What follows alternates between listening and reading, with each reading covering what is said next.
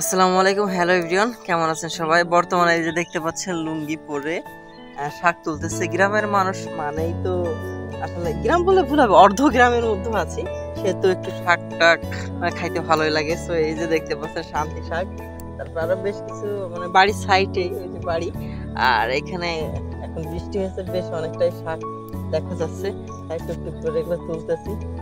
এগুলো খাবার মজাই আলাদা, ঠিক আছে।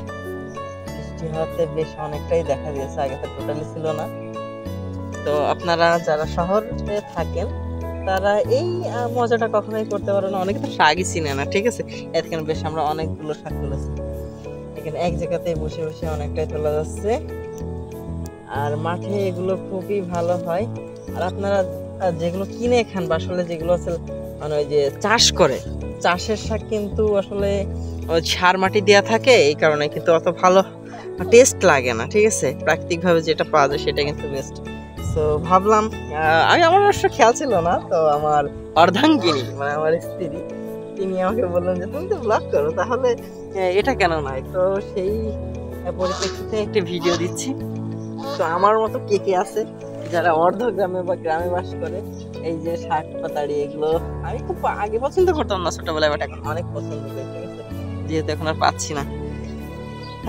ঠিক আছে, আমরা শাক তুলতে থাকি। আর আপনারা এই যে এটা হচ্ছে মাঠ, ঠিক আছে, মাঠ। এই যে দেখেন এটা হচ্ছে পুকুর পাড়, পুকুর পাড়ে বেশ অনেক শাকই পাওয়া যাচ্ছে। কি কি শাক তুমি একটু নাম বলো, আমি তো চিনি না।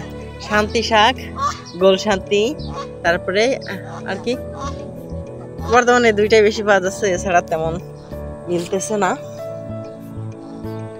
শান্তি শাকটা বৃষ্টি হওয়াতে এই যে টিপ টিপ বৃষ্টি পড়তেছে মাঝে মাঝে, আর এই বৃষ্টিতে এই শাকগুলো খুব দ্রুতই জন্মায়, লতাগুলো বড় হয়।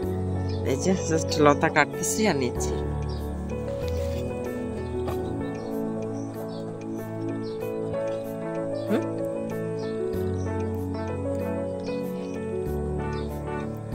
আরে দেখেন এই পাশে একটু দেখাই, এই সাইড দেখছেন এই যে মাঠ, মাঠের মধ্যে চারি সাইডে আলির ধারে যদি ঘোরা হয় বেশ অনেকটাই শাক পাওয়া যাবে।